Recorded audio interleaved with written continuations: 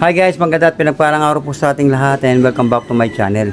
Guys, may project tayo ngayon. Gagawa tayo ngayon ng Bluetooth speaker, ano?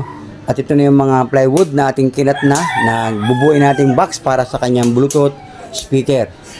Ito naman yung kanyang mga gagamitin. Ito yung ating Bluetooth board na Bosca, ang kanyang brand. Yung dalawang bullet type na horn tweeter na Tosundra brand na 150 watts at yung kanyang speaker na 6.5 300 watts crown ng kanyang brand. So tara guys, bago natin assemble nito ay pag-usapan muna natin yung kanya-kanyang mga sukat. So tara guys. Okay guys, bago po tayo magsimula, pa-support naman po ng aking munting channel. Pa-pindot po ng subscribe button, notification bell, at pa-like and share na rin po. Salamat.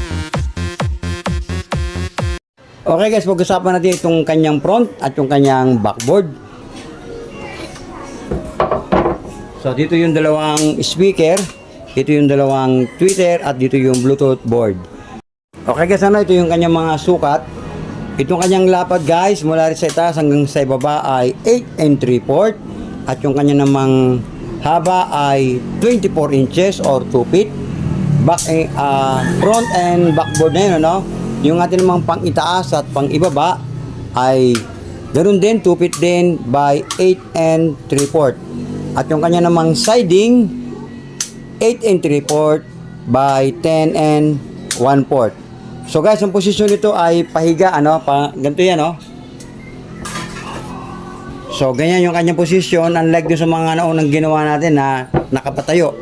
Ang gusto ng ating customer naman ay nakapahiga. So, yung mga ganitong speaker box guys, pwede ito sa tricycle, pwede sa badya, at pwede rin pang bahay na pang mini video okay. Dahil yung gagamitin nating Bluetooth board ay meron siyang microphone, meron siyang USB, at pwede siyang pang video okay o pang mini video okay. Okay guys, ito yung mga speaker nating ilo-load sa ating gagawing box. Itong crown, 8 ohms impedance at 300 watts. 6.5 ano lang siya guys, ano? 6.5 inches lang siya. At yung kanya namang bullet type na horn tweeter ay Tosundra brand 150 watts. So maganda siya guys, mabigat, no?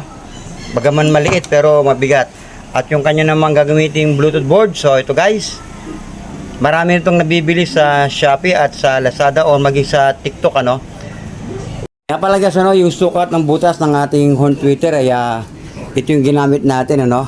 Itong holso na 1 and 3/4 yung kanyang sukat.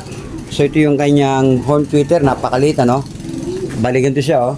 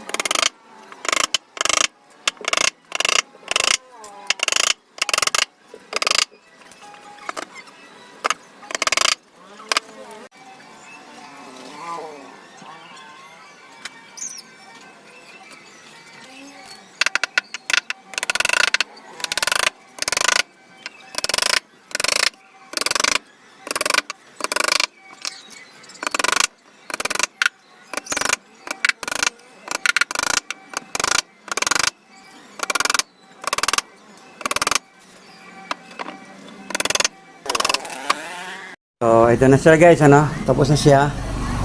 Try natin guys ilagay, ano, pansamantala.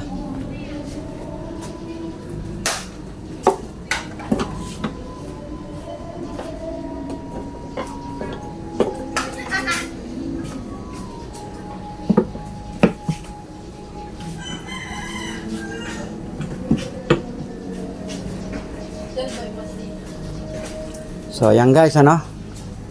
Yan yung kanyang magiging itsura. So, ayan siya.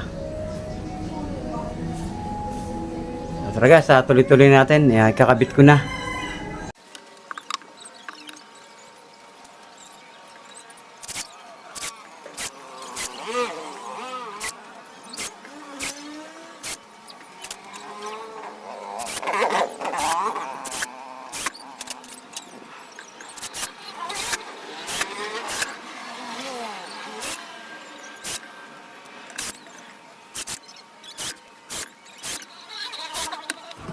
Okay guys, ano, kung inyo pong nagustuhan itong ating munting video, huwag niyo pong kalimutan pakipindot po ng subscribe button, notification bell, pa-share and palag na rin po, at ang pag-ibig, pagpapala po ng ating dakilang Diyos ay sumating lahat.